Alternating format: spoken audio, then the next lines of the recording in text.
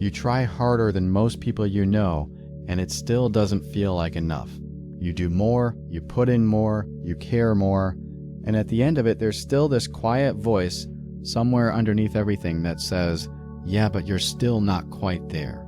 And the worst part is you can't even point to a specific bar you're failing to clear. It's just this ambient sense that you're falling short of something all the time in every direction, and you don't know what the passing version of yourself would actually look like. I've felt that my whole life, not loudly, not in a way that other people would necessarily see, but as this low background thing that's just always been there. This sense that I'm a slightly insufficient version of what I'm supposed to be. And I want to try to describe what that actually feels like from the inside, because I think a lot of people carry it and nobody really names it clearly. It's not self-hatred. It's quieter than that. It doesn't feel like hating yourself. It feels more like being mildly disappointed in yourself on a very consistent basis. Like there's a version of you that would have handled that better, said that more clearly, achieved that by now, been further along. And you're not that version, you're the current version, which is a little behind, a little less, a little not quite there yet. And the yet keeps moving. There's a specific version of this that shows up in how you respond when things go well, when something good happens, when you get recognition, or you achieve something, or someone tells you you did a good thing.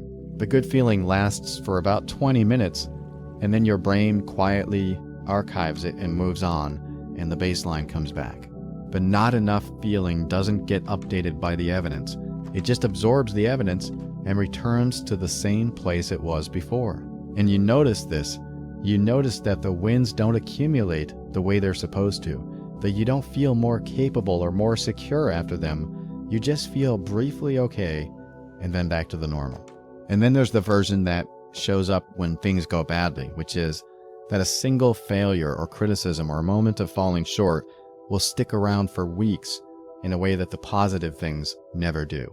Someone says something mildly critical, and it lands like a confirmation of everything you already suspected about yourself, and you carry it around for way longer than it deserves because it rhymes with something you've always believed. And you're aware this is irrational. You're aware that one critical comment shouldn't carry that much weight, and you carry it anyway because the not enough feeling was already there. And the criticism just gave it more evidence to work with. The worst version of this is in relationships. When you're with someone and you care about them, and somewhere underneath all of it, you're waiting for them to figure out that you're not quite what they thought you were, that the version of you they fell for was a performance or an accident, or something that's going to run out, and eventually they're going to see the real version, and the real version is going to fall short of what they needed. And you're not paranoid, you're not being irrational. It just feels like an obvious eventual outcome. Of course they're going to figure it out. Of course the gap between what they think you are and what you actually are is going to become visible. The only question is when. And you do things because of that belief that you don't even fully notice you're doing. You work harder than you need to in the relationship. You over-explain yourself. You apologize for things that don't require an apology. You stay smaller than you should, take up less space, need less, ask for less, because asking for things feels like it's going to reveal that what you're offering in exchange isn't worth what you're asking for. And all of that behavior, every single piece of it, is the not enough feeling running the show without you noticing. I remember being a kid and having this sense, not something I could have put into words then, that I was somehow supposed to be more than I was, that the other kids had figured out something about being a person that I hadn't quite gotten yet, that there was a version of myself that was more confident, more capable, more at ease in the world, that I was working toward but hadn't arrived at. And I kept waiting for that version to show up. I kept assuming it was coming, and the years passed, and I kept not quite being that version, and the waiting became the thing itself. The thing about feeling like you're not enough is that it's self-reinforcing in a specific way that's hard to see when you're inside it, because the belief that you're not enough makes you do things that confirm the belief. You don't put yourself fully into things because You're protecting yourself from the evidence that you're not good enough. And then you don't get the results that full commitment would have produced. And then you look at the results and they confirm that you were right. You're not quite enough. And you don't notice that the belief was causing the outcome. You just see the outcome as evidence for the belief. And there's the people who seem like they don't have this. The people who move through the world with this easy confidence that doesn't look like performance, who seem to actually believe they're good enough for the things they want, who don't shrink before they've even been told to. And watching those people is its own specific experience when you're carrying the not enough feeling. Because you want to be like that, you want that ease. And you can't quite tell if they just naturally don't have the thing you have, or if they had it and somehow got past it, or if they have it and are just better at hiding it. And not knowing which it is makes the watching of them a little complicated. There's a specific moment this feeling produces that I want to try to describe. It's the moment right before you do something that matters to you, like a moment before you speak up in a room, or before you send something important, or before you put yourself forward for something. And in that moment, the not enough feeling shows up very specifically, and it says, who do you think you are? And the way it says it isn't angry, it isn't loud. It's more like a quiet, reasonable observation. Like it's just noting something obvious. Like it's doing you a favor by flagging it before you embarrass yourself. And the favor feels like a threat. And you have two options in that moment. You can push through it anyway, which takes real effort every single time, and you do the thing, and usually it's fine, usually the thing goes okay, and you feel briefly better. Or you don't push through it, you let the feeling win, and you stay quiet, or you don't send it, or you don't put yourself forward, and you feel a specific small relief of not having tried, which is real and immediate, and then later you feel the specific larger loss of having not tried, which is also real and which lasts longer than the relief. And you know this pattern. You've seen it enough times that you know exactly how it goes. And you still sometimes let the feeling win anyway, because knowing the pattern doesn't make the feeling in the moment any less real or any easier to push through. The comparison thing is a big part of this, and I want to talk about it honestly, because I think the standard description of comparison as just jealousy misses what's actually happening. When I compare myself to someone and come out feeling not enough, it's not primarily about wanting what they have. It's more about using them as evidence in an argument my brain is already making about me. Like I'm not looking at them to covet their life.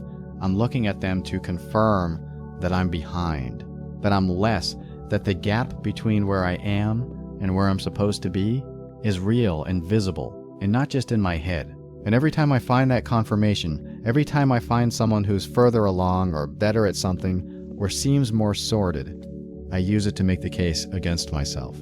And I've been making that case for a long time. And the specific version of this that costs the most is comparing yourself to who you thought you'd be by now. Because that version, the version of yourself that existed in your head when you were younger and more optimistic about where you were going, that version doesn't exist and has never existed. It's a construction. It's made of things you wanted before you understood how hard they were to get, and things you hoped would just happen if you were decent and tried reasonably hard.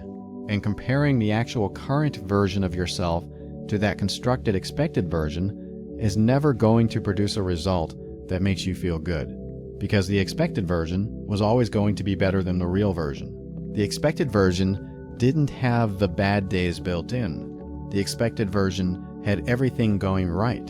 And you're the actual version, which has had some things go badly, which has accumulated the specific weight of years of living and making choices and having things not work out the way you planned. The relationship between this and trying harder is one I want to be honest about, because I think it's where a lot of people get stuck, and I've been stuck here too.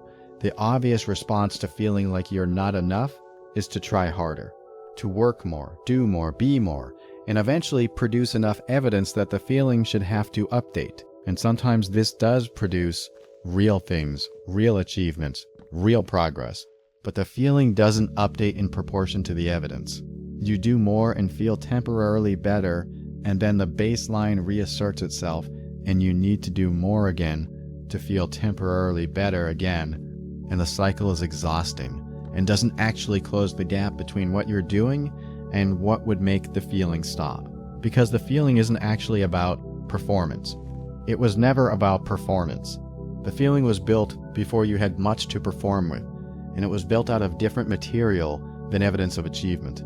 It was built out of early experiences of being insufficient, of not quite measuring up, of being on the wrong side of some comparison or some expectation, and those experiences created a belief about you, a settled internal picture of not being quite enough, and that picture doesn't update just because you've added some achievements to your external record. The picture is deeper than the achievements. The picture is about the self before the achievements, the self underneath everything, the self that the achievements are supposed to compensate for but never quite do. I want to talk about how this lives in specific situations because I think the general description of it doesn't capture how it actually shows up day to day. It's not this ongoing crisis. It's these small, specific moments that happen all the time and that you navigate with such automatic efficiency that you barely notice them anymore. It's when someone asks how you're doing and you say good thanks, and the gap between that answer and the actual answer is wide, but you close it instantly without thinking about it. Not because you're lying exactly, just because the actual answer is complicated and the complicated version doesn't belong in the conversation you're having. It's the way you don't quite buy your own plans. You make plans, you set goals, you tell yourself what you're going to do, and somewhere underneath the planning there's this quiet skepticism about whether you're actually going to follow through.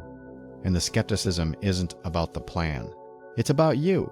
Whether you're the kind of person who follows through, whether the current version of you is capable of being the version who does what you said you were going to do. It's the way compliments slide off. Someone says something genuinely nice and something in you moves away from it before you even fully receive it. And underneath the moving away, there's less embarrassment and more something feeling wrong.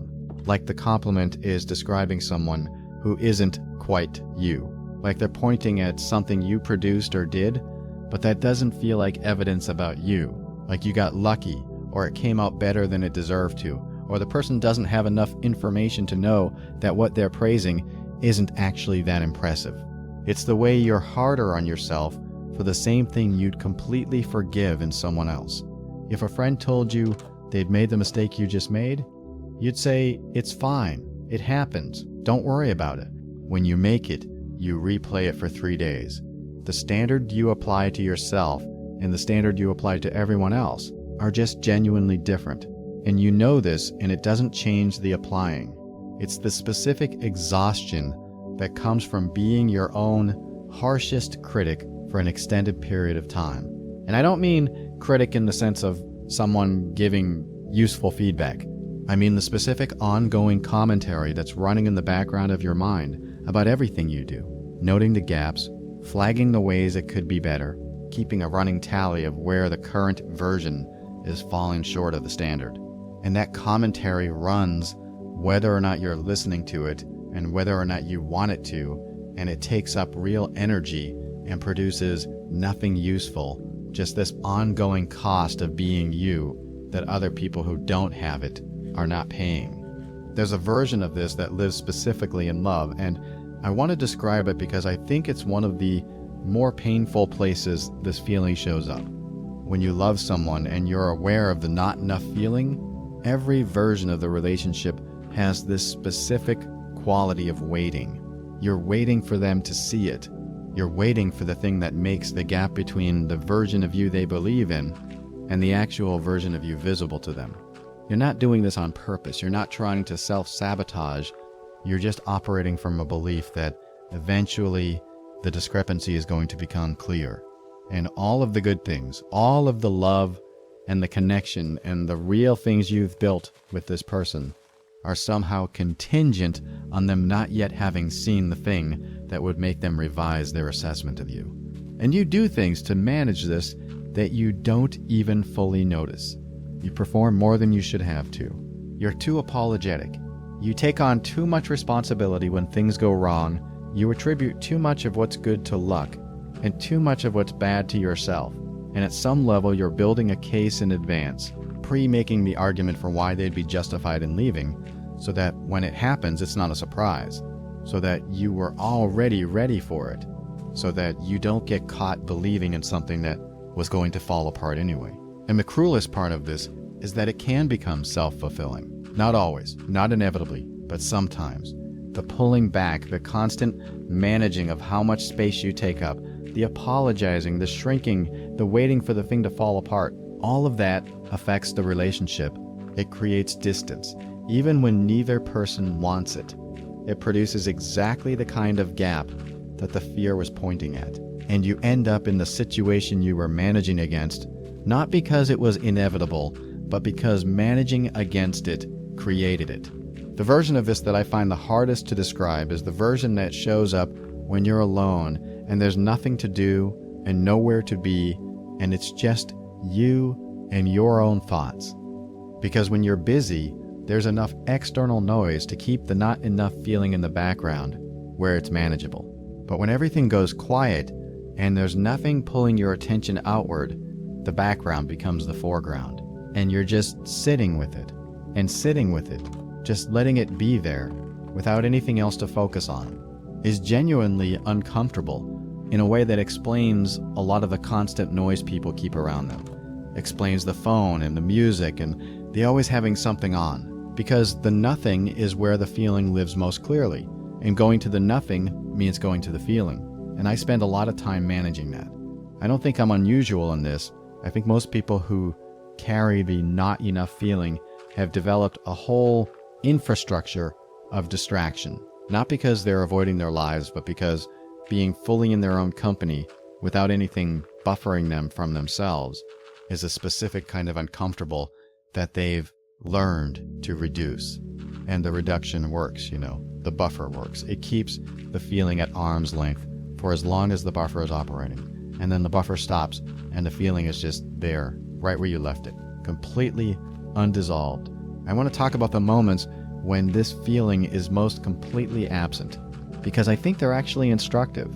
And they're not the moments you'd necessarily predict. They're not the achievement moments, the times when you do something well and have evidence of competence. They're usually the moments where you're so completely inside something that there's no space left for the self-evaluation to operate. When you're in a conversation that's going somewhere real and both people are actually present, when you're doing something physical that requires your full attention, when something is funny enough that the brain stops doing anything except being in the funny thing, in those moments, the not enough feeling isn't present. Not because you've convinced it to go away, but because the conditions for it to operate aren't there. And noticing which conditions are required for it to operate tells you something about what it actually is. What it is, or at least what I've come to understand it as, is the automatic activation of a very old evaluation of yourself. One that was built when you were young and was accurate to some specific circumstances. And that has been running on a kind of loop ever since, applying itself to situations it was never designed for, producing assessments that are out of date and often inaccurate, but that have been running long enough and quietly enough that they feel like just the truth about you. And the moments when it's absent are the moments when the autopilot gets interrupted by something that requires your actual presence. And in those moments, you're just a person being in something, without the running commentary about whether you're enough for the situation. The gap between who you are and who you think you're supposed to be is something I've thought about a lot, because I think it's at the root of this whole thing. Not the gap between who you are and who you want to be. That's a different gap. That's ambition and direction.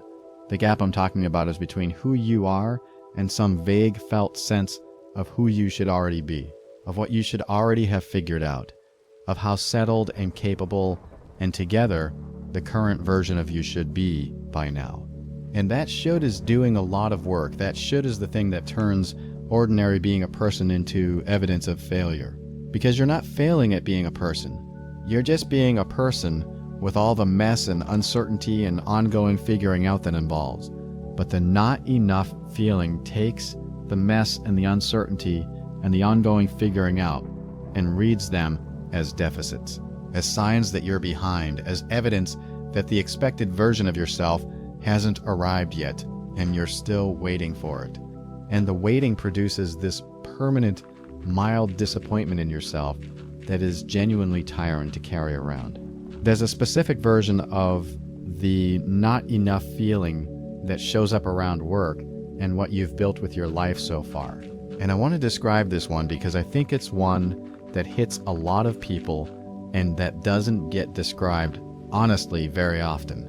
It's the feeling of looking at what you've produced up to this point, the career, the things you've created, the position you're in, and feeling like it doesn't quite match what someone with your potential should have done by now.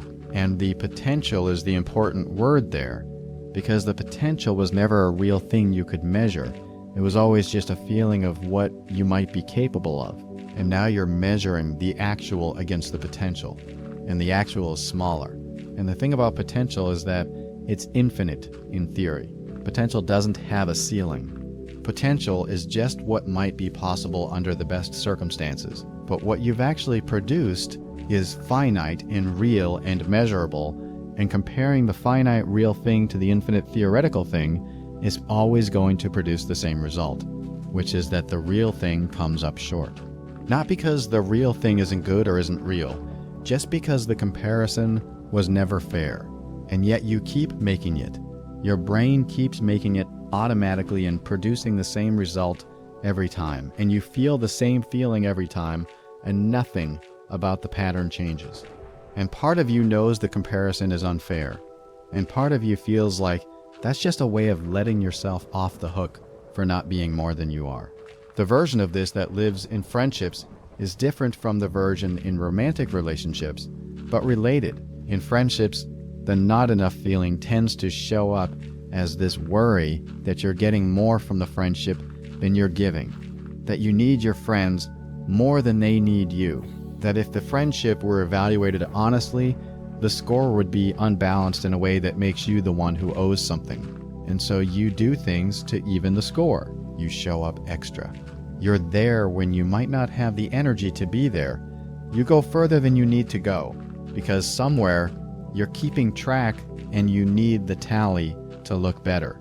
And the friends don't know you're doing this. The friends just think you're a good friend, which you are. You genuinely are. But the motivation underneath some of it is this fear of being revealed as less than they thought you were.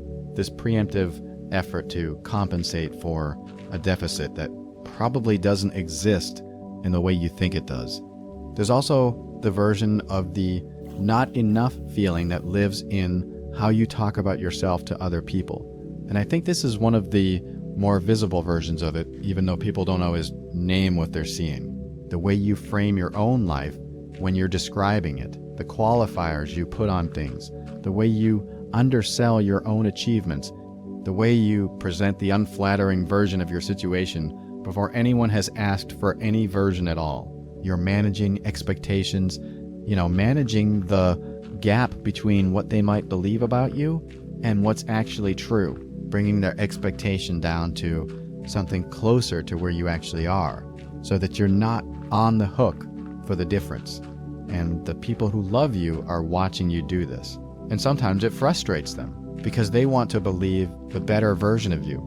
And you keep correcting them, keep pulling the version they believe back toward the smaller version you carry of yourself. And they don't always know how to tell you this in a way that lands. And you don't always know how to receive it when they do. The not enough feeling in the context of failure is its own specific thing.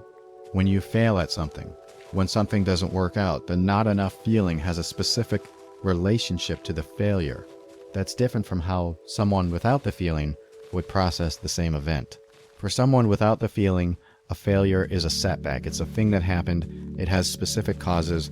You can learn from it. You move on. For someone with the feeling, a failure is confirmation. It's not just a thing that happened. It's evidence. It gets added to the pile. It makes the existing picture more detailed and more certain. and the evidence accumulates in a one-way direction, because failures add to the pile and successes somehow don't. And the learning from failure thing is complicated when you're operating from this feeling, because part of you suspects that the learning is also going to fall short, that you're going to try to learn from it and not learn the right things, or not learn enough, and you're going to make a similar mistake again, and it's going to confirm the same thing that the first failure confirmed. And that suspicion isn't always wrong. Sometimes you do repeat mistakes, not because you're not trying, but because the feeling that drives the mistakes is deeper than the learning, and learning the lesson doesn't automatically dissolve the feeling that was generating the behavior. I want to try to describe what a day looks like when the not enough feeling is particularly loud, because I think it's important to be specific about how this actually manifests in practice, rather than just describing the general experience of it. You wake up and the first thing isn't always the feeling. Sometimes you have a few minutes of just being awake before it orients, and then it orients. And it's not a thought exactly, it's more like a weather system that you become aware of. This low-grade ambient sense that today is going to be another day of being the current insufficient version of yourself.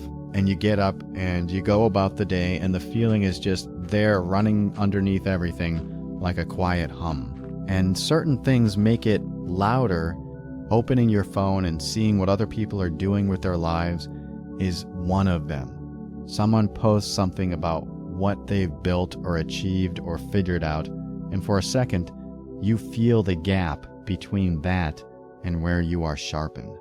And you know you're not looking at the full picture. You know what people post is the best version of their situation. And the knowing doesn't matter. The feeling doesn't respond to the knowing. And certain interactions make it louder too. Conversations where you feel like you're not quite tracking, where someone says something and you're a beat behind, where you notice yourself struggling to be as sharp or as quick or as on as you'd like to be, and you take that as evidence. You're always taking things as evidence. And then there are the moments in the day that are fine, genuinely fine, when you're in something and the feeling recedes, and you're just doing a thing and it's okay. And those moments are good, and they end, and the hum comes back, and you keep going. By the end of a day like this, you're tired in a specific way that isn't about what you actually did. You're tired from the carrying, from the ongoing management of the feeling, from the constant low-level work of being okay on the outside while the hum is running underneath. And you go to bed, and sometimes you lie there, and the quiet lets the feeling be louder for a little while before sleep comes.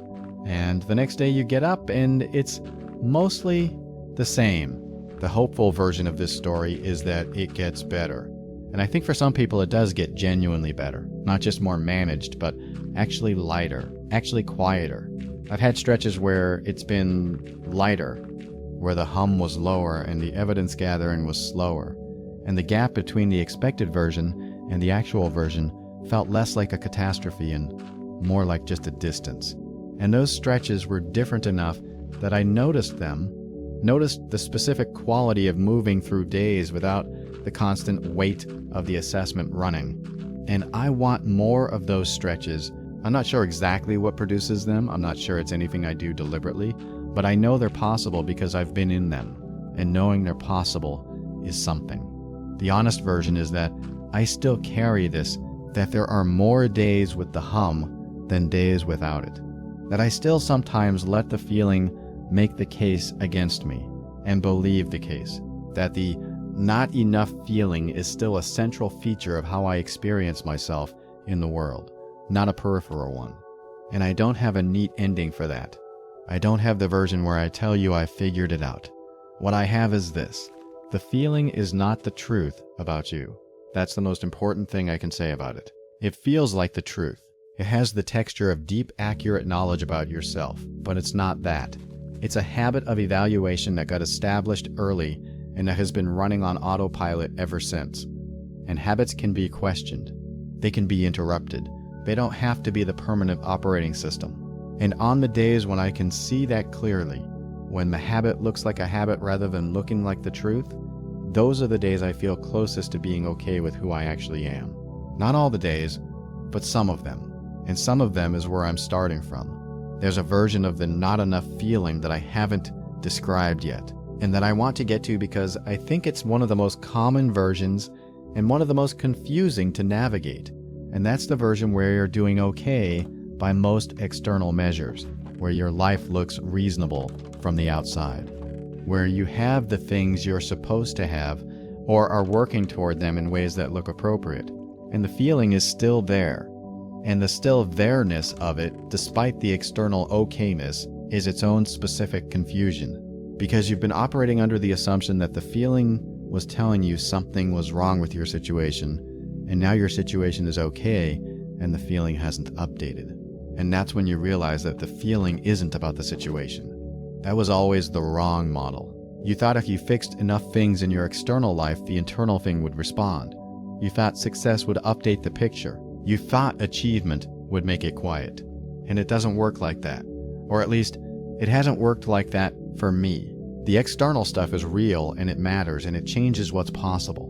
But the feeling runs underneath it, separate from it, responding to different inputs than the ones you've been trying to provide. And that realization is both clarifying and discouraging at the same time. Clarifying because at least you know what you're actually dealing with. Discouraging because the thing you were doing, the achieving and fixing and working toward, was at least a thing to do, a way to feel like you were working on the problem. And if that's not actually working on the problem, then what is? I've thought about this a lot, about what actually moves the needle on the not enough feeling when achievements don't. And what I've landed on, slowly and without a lot of confidence, is that what seems to help is less about doing and more about being witnessed. Being actually seen by someone who knows the full picture and still thinks you're okay. Not being praised, not being told you're exceptional, just being seen clearly and not found wanting. And that's different from being complimented. Being complimented is someone pointing at something you did.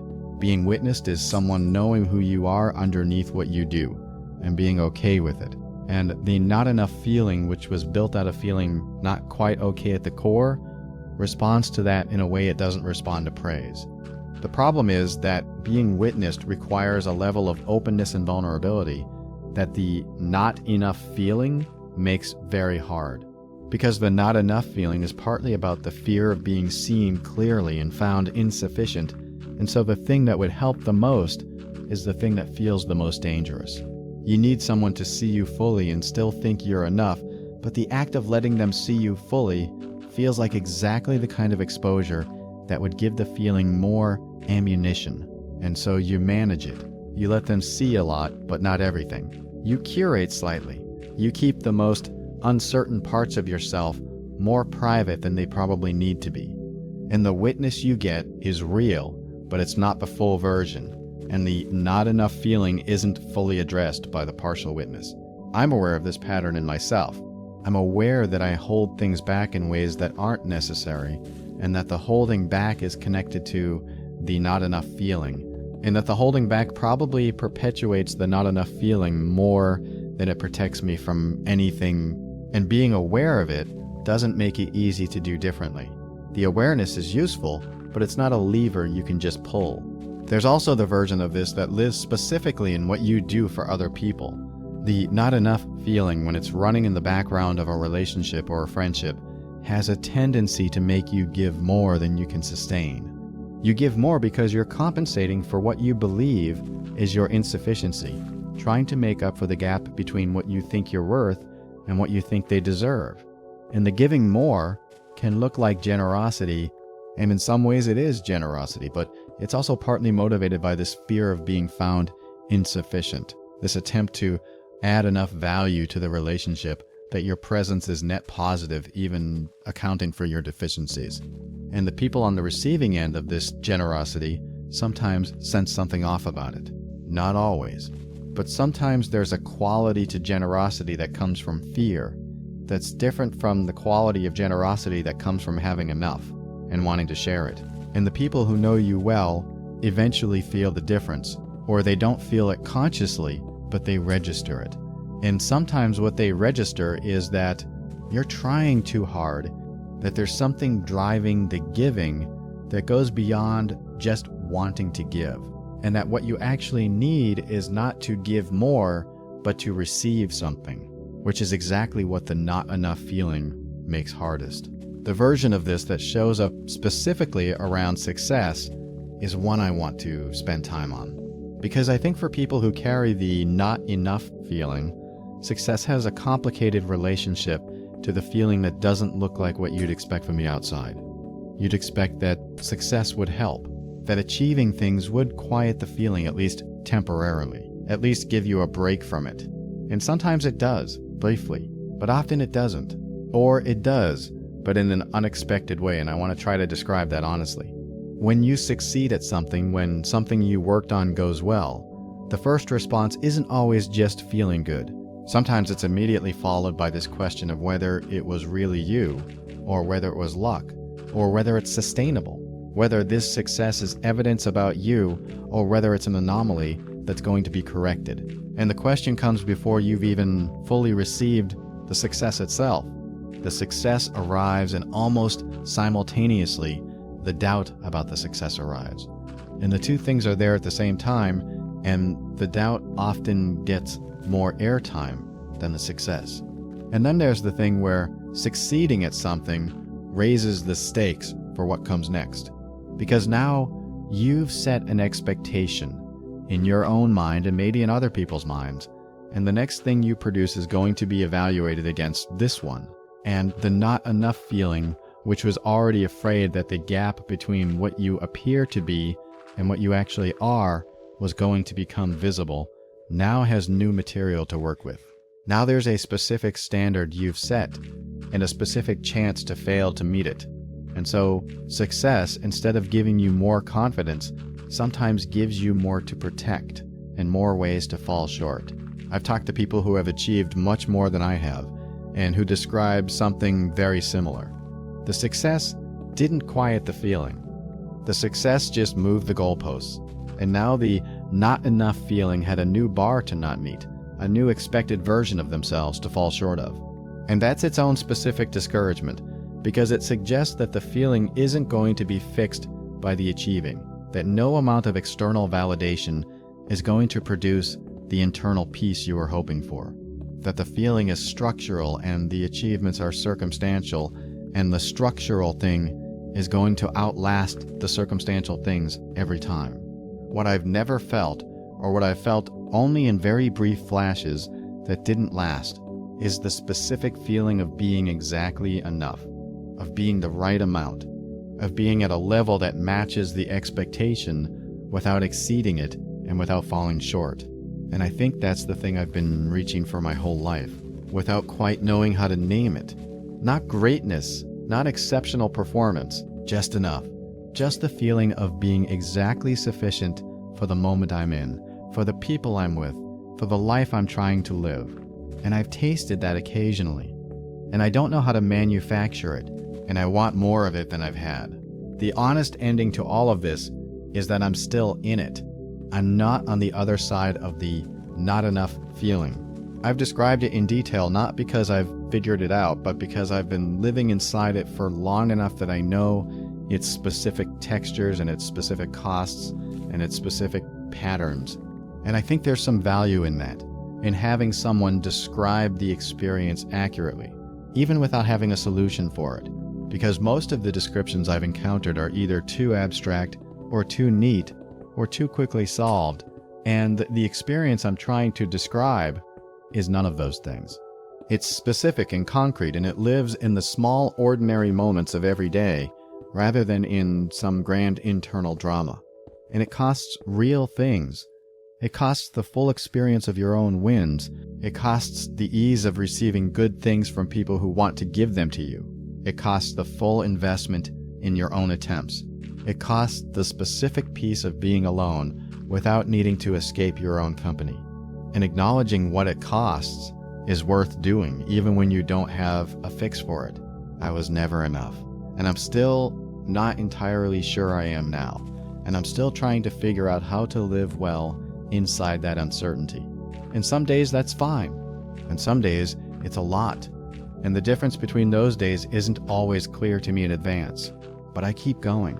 And the keeping going is its own kind of answer, even when it doesn't feel like one. There's something specific I want to say about the version of the not enough feeling that lives in the body, because I think it gets overlooked in conversations like this that stay mostly in the head. The not enough feeling isn't only a thought pattern or a belief system. It also lives physically. It lives in the way you carry yourself when you walk into a room where you're not sure you belong, in the specific quality of tension that settles in your chest when you're about to do something that matters, and the feeling is reminding you who you are, in the way your voice sounds when you're saying something you're not sure you have the standing to say, a slight thinning of it, a slight pulling back, a slight apology built into the delivery before anyone has even had a chance to respond. And the body learns the feeling the way the body learns anything, through repetition, and eventually the physical response to certain situations arrives before the thought arrives. You walk into the room and something in you tightens before you've even had time to think anything. Your body is already running the not enough response, already preparing for the verdict before the conscious part of you has had a chance to weigh in. And that physical earliness, the way the feeling gets there before you can intervene, is part of what makes it so hard to work with. I've had experiences of the body doing this in professional contexts specifically, walking into a room where people who seem more qualified than me are gathered, and feeling this specific contraction, this narrowing of how much space I take up, this slight pulling in of myself before anything has happened that would justify the pulling in. And then operating from inside that contracted version for the duration of the thing, producing a smaller version of myself than would have been possible if I'd walked in without the automatic response running. And then afterwards wondering what that was about, and knowing what it was about.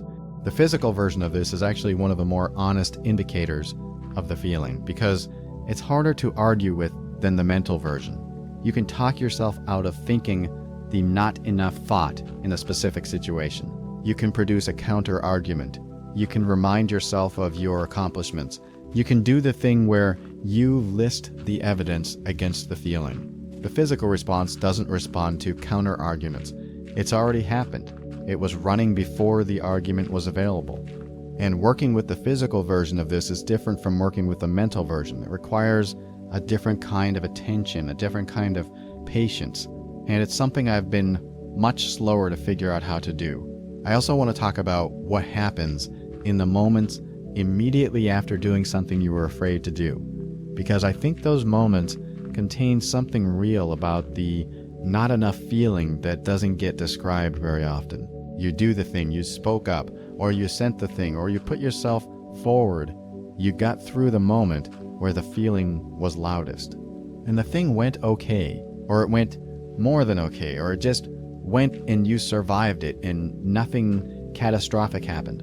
And there's this brief window after that, usually only a few minutes, where the not enough feeling goes quiet, where the evidence has just been produced too recently for the feeling to have absorbed it and argued it away yet.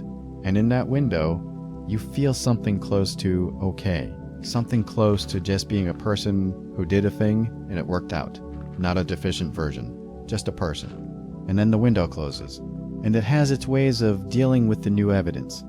It was luck, it says, or the circumstances were easier than usual, or the other people in the room were being generous, or it was fine this time, but it won't always be, and the brief piece gets absorbed and the baseline comes back.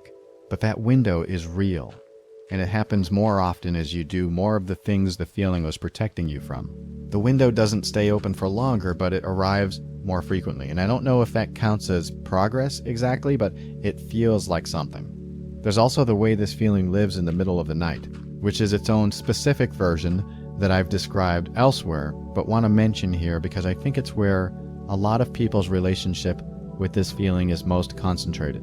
When the day is done and the distractions are gone and you're lying there, the not enough feeling tends to have a lot more room to operate. And it takes up that room. It runs through the evidence. It replays the moments from the day where you fell short. It drafts the case against you. And the case is always more compelling at 2 in the morning than it is in daylight, partly because there's nothing else competing for your attention, and partly because the tired brain doesn't have the same resources to push back. And you lie there, and sometimes you try to argue with it, and sometimes you just let it run, because arguing takes energy, and the energy isn't there. And either way, you eventually fall asleep and wake up, and the day version of the feeling is back, which is quieter than the night version, and you get on with things. The thing I want to say about all of this, the thing that feels most true to me and most honest, given everything I've described, is that the not enough feeling is not a fair reporter. It presents itself as objective assessment, as accurate data about your worth and your capabilities and your position in the world. And it's not any of those things. It's a habit, an old ingrained habit of evaluation that was established in conditions that no longer exist and that has been running on its own logic ever since, applying itself to new situations and producing the same conclusion regardless of the actual evidence of those situations. And habits can feel like truth. Habits can feel like fundamental facts about reality, but they're not. They're just patterns that repeat. And I'm not saying this to help you fix it. I'm saying it because I think it's true. And because I think one of the costs of the not enough feeling is that it gets to define the terms of the conversation about you. It gets to be the one assessing the evidence. It gets to decide what counts as confirmation and what gets explained away. And I'm tired of that. I'm tired of letting the oldest and least examined part of how I see myself be the one with the most authority. It's not earned. It was built in the dark, and it's been running in the dark, and it would rather stay there than be examined, because examination is the one thing that reduces its authority. And so I'm trying to examine it, not fix it, not cure it. Just look at it clearly and see it for what it is, which is a habit, not a verdict. I was never enough. That's the story. That's the story that's been running. And I'm not sure it was ever true, and I'm increasingly sure it isn't true now. And the gap between what the story says and what I can actually see when I look clearly at my own life is getting wider. Not in a way that makes the story go away, but in a way that makes it harder to take completely at face value. And that's where I am, still carrying it. Still some days believing it more than I should, but watching the story with slightly more distance than I used to have. And that's not a resolution. But it's not nothing either. There's a version of the not enough feeling that I want to describe specifically around friendships, because I think it gets less attention than the romantic version, and I think it costs just as much. The way it shows up in friendships is quieter, less obviously urgent, but it runs the same basic pattern and produces a lot of the same behavior. With friends, the not enough feeling tends to live in this specific worry about reciprocity. You worry that you need them more than they need you, that you're leaning on the friendship more than you're contributing to it, that if they were honest, they'd tell you that the balance is off, that what you bring is less than what you take. And the only reason this hasn't come up is that they're being polite, or they haven't noticed yet, or they're more generous than the situation warrants. And so you manage it. You make sure to show up when they need something. You make sure to give more than you take in any given interaction. You're slightly more available than you have to be. You respond slightly faster than you need to. You're slightly more enthusiastic about seeing them than the energy you actually have in the moment would naturally produce. All of this is real, and some of it is genuine love for your friends, but some of it is also the not enough feeling running its familiar calculation and trying to even a score that probably doesn't need evening. And the friends, most of them, have no idea this is happening. They just think you're a good friend, which you are. But the version of being a good friend that's motivated partly by the not enough feeling is different from the version that's motivated by just genuinely wanting to be there. The motivated by fear version is slightly effortful in a way that accumulates over time. And you feel that effort even when the friends don't. And sometimes you feel resentful of it even though you're the one generating it, which is its own particular kind of complicated. There's also the way the not enough feeling shows up in the specific texture of what you share with friends. You share some things fully and openly, but you hold back the things that would most directly confirm the not enough picture. You don't tell the full story of the failure. You don't describe the full extent of the doubt. You present the most functional version of yourself because you're managing the information in a way that prevents them from updating their picture of you in the direction you're afraid of. And you're aware of the management, even as you're doing it, and sometimes it feels like a kind of loneliness, being known by people who genuinely love you, and having the most important parts of your experience be the parts they don't quite have access to. The version of this that lives in how you talk to yourself is something I want to get specific about because I think it's the engine of everything else. The not enough feeling wouldn't have the reach it has if it weren't being actively reinforced by an ongoing internal conversation that you're having with yourself, constantly and mostly without realizing it. And that conversation has a specific character that I think is worth describing. It's not a voice exactly.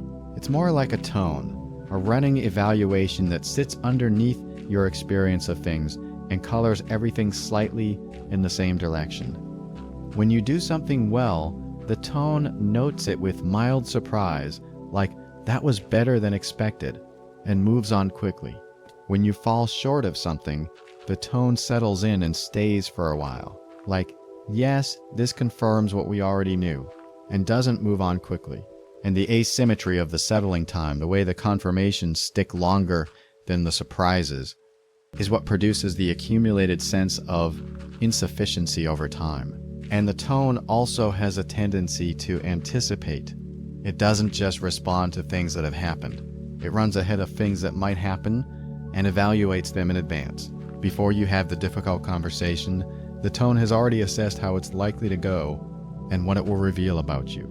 Before you try the new thing, the tone has already decided where you're likely to land in the distribution.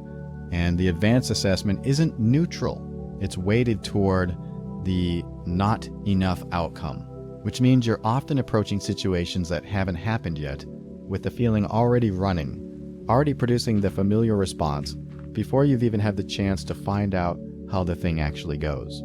I want to talk about the version of this that lives in achievement specifically, in the relationship between the not enough feeling and what drives you to accomplish things. Because I think it's more complicated than it looks. A lot of people who carry this feeling are not underachievers. In fact, a lot of them are the opposite.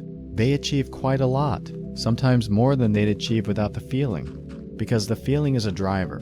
The not enough feeling produces effort. It produces the work. It produces the showing up when you don't feel like showing up, and the pushing past the point where other people might stop. And in that sense, the feeling has been partially responsible for real things that exist in the world that wouldn't exist without it.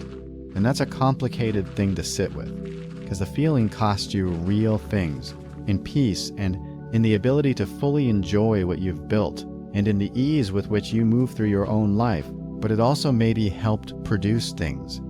And you don't know how much of what you've built would exist in its current form if you'd have less of the drive that came from the not enough feeling. And that uncertainty makes it harder to just want the feeling gone. It's not simple. The costs are real, and the contributions might also be real, and untangling those is work that I haven't finished. There's also the specific thing that happens when someone who knows you well, someone who has seen the full picture, tells you that you're enough, that whatever you are is actually okay, is actually more than okay. And the response to that, the response in the not enough feeling, is interesting. It doesn't just absorb the message and update. It looks for ways to qualify the message. Maybe they're saying it because they love you and want you to feel better. Maybe they don't have access to the full picture. Maybe they're not seeing the parts that would change their assessment if they saw them. Maybe the standard they're applying is lower than the one that actually counts. And none of those qualifications is necessarily wrong. People do sometimes say things because they love you. People sometimes don't have the full picture, but the automatic reaching for the qualification, the inability to just receive the message without immediately finding the reason it might not count, that's the not enough feeling protecting itself. That's the old habit refusing to let in the information that would challenge it. And seeing that refusal clearly is one of the things that makes me believe the feeling is more about habit than about truth. Because truth doesn't need to protect itself that way. Truth can afford to let in conflicting evidence because it knows it's going to hold up. Habits that might not hold up under examination protect themselves by preventing the examination. What I found actually helps on the days it helps is less about argument and more about presence. Not arguing with the feeling, not trying to produce counter evidence, not doing the exercises where you list your accomplishments and remind yourself of them, but just being present enough in a moment that the evaluation doesn't have space to run. Being in a conversation that requires all of me. Being in something that's funny enough to take over. Being in physical movement that occupies the attention. These things don't fix anything. They don't update the feeling or change the habit, but they give you a break from it. And the breaks accumulate in a way that makes the spaces between them feel different. Like you've had enough moments of not being inside the feeling to have a sense of what it feels like to not be inside the feeling. And that sense, that comparison, is something you can use, not to argue your way out, just to know that the feeling isn't the whole territory, that there's a version of being yourself that exists outside of it, that you've been there and you can go back. I was never enough. That's the story I've been carrying. And I'm still working on whether it's true. And some days I think it might not be. And some days I'm sure it is. And most days I'm somewhere in between, just carrying it, just being the person I am, still not entirely sure what that amounts to, but still here, still trying to figure it out, still hoping that eventually the answer is going to be something I can live with more easily than I'm living with the question. There's one more version of this I want to describe, and it's the version that lives specifically in what you want for yourself, not what you want to achieve or who you want to be in other people's eyes, but what you actually want, what you'd want if nobody was watching and nothing was being evaluated. And the not enough feeling has a specific relationship to wanting things, which is that it makes wanting things feel dangerous. Because if you want something and you don't get it, the not enough feeling has an explanation for why. And the explanation is you. You weren't enough for it. You wanted the thing and the thing didn't come because you weren't the kind of person who gets that thing. And so wanting things carries this risk, the risk of the wanting becoming evidence against you. And the way to avoid that risk is to not quite fully want things, to hold the wanting at arm's length, to present yourself as someone who would be interested in things if they happened, but who isn't really counting on them. Not because you don't want them, but because the wanting is exposed, and exposure is the thing the not enough feeling most wants to avoid. And so you develop this habit of wanting things quietly, of not quite letting yourself get all the way to wanting, of presenting everything you're interested in as something you'd consider rather than something you're reaching for, something you're open to rather than something you need. And the quiet wanting is protection. But it's also a kind of impoverishment, because wanting things fully, being all the way towards something, is actually where a lot of the feeling of being alive comes from. And when you dial the wanting down to avoid the risk of the wanting being turned against you, you also dial down the feeling of being alive. I've noticed this in myself in specific ways, in how I talk about things I want to happen. There's always a qualifier, always a but we'll see, or if it works out, or not counting on it. And some of that is reasonable management of expectations. But some of it is the not enough feeling preventing me from being all the way toward anything. Because all the way toward something is where you're most exposed. Where the gap between what you want and what you end up getting is most visible. Where the not enough verdict gets its clearest evidence. And the cost of that is real. The things I've wanted most clearly, the things I've let myself want fully, I've pursued differently than the things I've held at arm's length. The full wanting produces a different quality of effort, a different quality of presence. And the arm's length wanting produces something more like going through the motions while maintaining plausible deniability about how much you actually cared. And you can tell the difference from the inside, even when the outside looks similar. You can feel the difference between being fully in something and being in it, with a little distance left between you and it. I want to close with something that I have been circling around this whole time and haven't quite said directly, which is that the not enough feeling, as specific and real and costly as I've described it, is not the whole story of being me. It's a big chapter. It's a chapter that affects a lot of other chapters, but it's not the whole book. And I want to be honest about that because I think I've been describing it in a way that makes it sound like it's the central organizing feature of everything. And that's not quite right either. There are days, real ones, where the feeling is quiet enough that I'm mostly just a person living their life without the ongoing appraisal running loudly. There are relationships in my life where I feel genuinely okay about what I offer and what I receive. There are things I've done that I'm actually proud of, in the real way, not the brief 20-minute way I described earlier. And those things are real too. And I think the not enough feeling and the real things coexist, They're both in the same life. The feeling is there, and the real things are also there. And neither one cancels out the other. And maybe that's the most accurate picture. Not that I'm someone who has never been enough and is learning to cope with that, but that I'm someone who has the not enough feeling and also has real things. And both of those are true. And learning to hold both of those as true simultaneously, rather than letting the feeling be the one that defines the terms, is maybe what I'm actually working toward. I was never enough. And also, I am. And also, I'm still figuring out which of those is more true and in what circumstances, and what that means for how I live. And that ongoing figuring out is what it actually looks like from the inside. Not resolved, not finished, just in progress, which is maybe exactly where I'm supposed to be. I want to go back to something I touched on earlier and spend more time on it because I think it deserves more than I gave it. The version of the not enough feeling that lives in the space between who you are and who you present yourself as. Because I think that gap, the gap between the presented version and the actual version, is where a lot of the loneliness of this experience lives.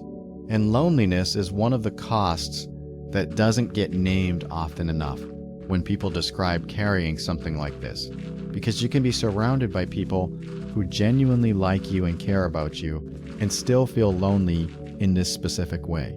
The loneliness isn't about whether people are around. It's about whether the people who are around are seeing the actual version of you. And when you're managing your presentation, when you're keeping the most uncertain parts of yourself more private than they probably need to be, when you're showing the okay version and holding back the less okay version, there's this specific quality of not being fully met that produces its own loneliness, even in the middle of relationships that are otherwise good.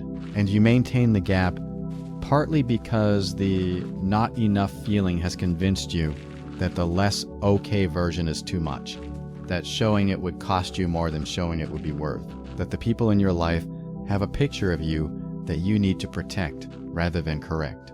And the protecting of the picture requires the ongoing management of what gets shared, which requires the ongoing effort of performing the okay version, which is exhausting in its own right, and also produces exactly the kind of distance you are hoping to avoid. I've had moments of accidentally being more honest than I intended to be with people I trust, moments where the management slipped and the more uncertain version came through, and the almost universal response has been that the person on the other side recognized it and didn't run from it. That they met the less managed version with something like relief, actually. Like they'd been sensing the distance, and the reduction in the distance was actually good for the relationship rather than threatening to it. And those moments have been important. They've been evidence against the operating assumption of the not enough feeling, which is that the full version is too much. But the evidence doesn't accumulate as fast as it should. Every time one of those moments happens and goes okay, the not enough feeling absorbs it and qualifies it, and it doesn't fully update the expectation. And the next managed situation, I'm still mostly managing it, still mostly presenting the okay version, still mostly operating from the assumption that the full version is risky. And I know the assumption is probably wrong, I've seen it be wrong, and I'm still mostly acting on it anyway, which is what habits do.